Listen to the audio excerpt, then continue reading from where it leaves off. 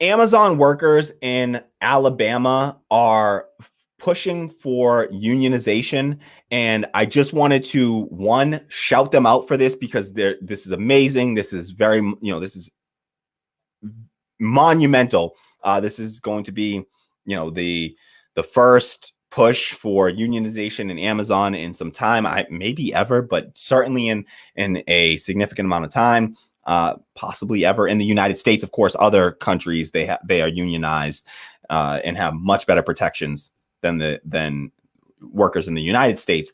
But Amazon in the U.S., workers in Alabama are fighting for unionization, and Amazon is trying to do some really disgusting things to try to fight against this. One thing that they tried to do was they had the audacity to try to convince these people to vote for their unionization using an Amazon tool, like using an Amazon app. So they wanted these workers to use the Amazon app to cast their votes for unionization.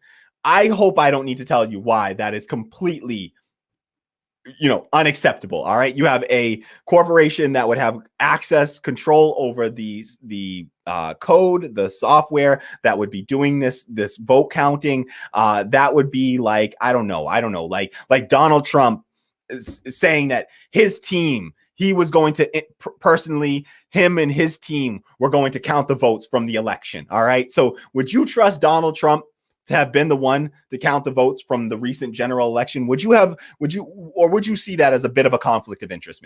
Maybe, right? So this is something similar in that vein.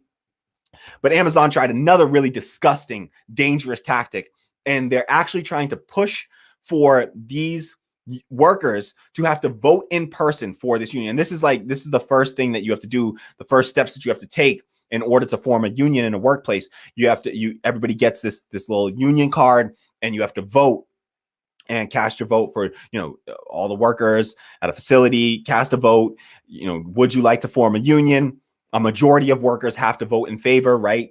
50% plus one more worker have to vote in favor. And if they do, then that begins the process by which they will then, they will be able to form a union, and then bring the employer to the table for contract negotiations, right?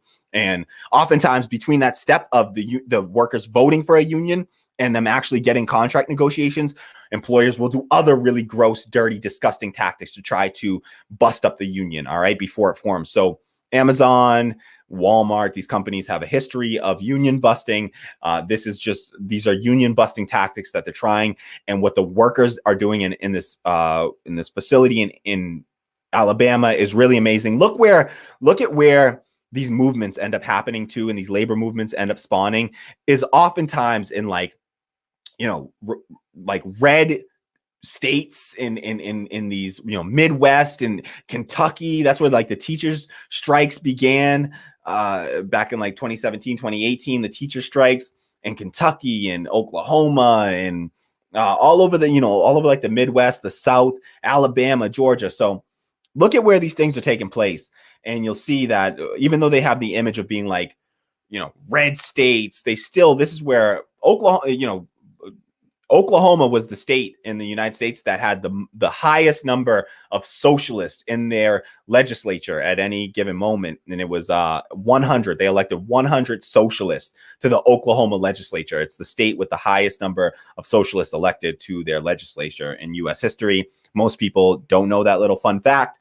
If you ask most people, they would think California or some like one of these like liberal bastions. No, it's these really, these so-called red states where a lot of these labor movements end up happening. Why? Because these workers are treated some of the worst because of the laws that govern them in these red states. They're the most exploited, the most oppressed. And so they have to use their labor power in order to get basic protections. And honestly, when they fight, we all benefit. When a union fights anywhere, every time a union wins, all workers win. All right. Anytime a union anywhere wins, all workers win. And we got to recognize that and recognize the value and the power behind striking workers and, workers being willing to withhold their labor and demand something better demand better working conditions. It's what got us the weekend. It's what got us a 40-hour work week. It's what got rid of child labor laws in the United States, right? That was the labor movement doing that. And we got to always recognize that and, try to continue that tradition and that history of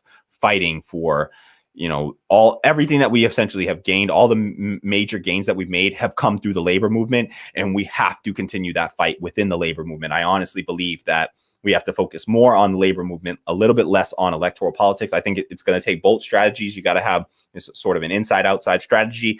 I think it's going to take both, but I think that the left needs to get a little bit more serious about organizing union power. I'm a former union steward. I was a union steward in the 1199 SEIU.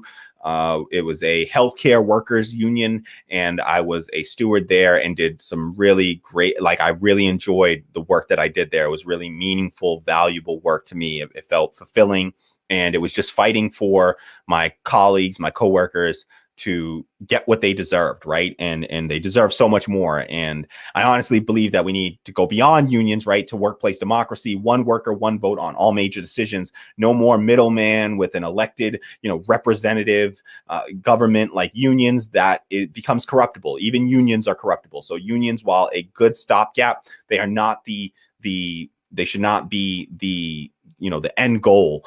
They are only a stepping stone on the path to full workplace democracy, right? We need one worker, one vote on all major decisions: where to work, how to work, when to work, who gets to work, and what's done with the surplus of that labor, right? That should be decided by workers. And that's what we mean when we talk about socialism, democratic socialism, workers controlling the means or seizing the means of production. That's what we're referring to, right? We need democratic control over our economy, democratize the enterprise.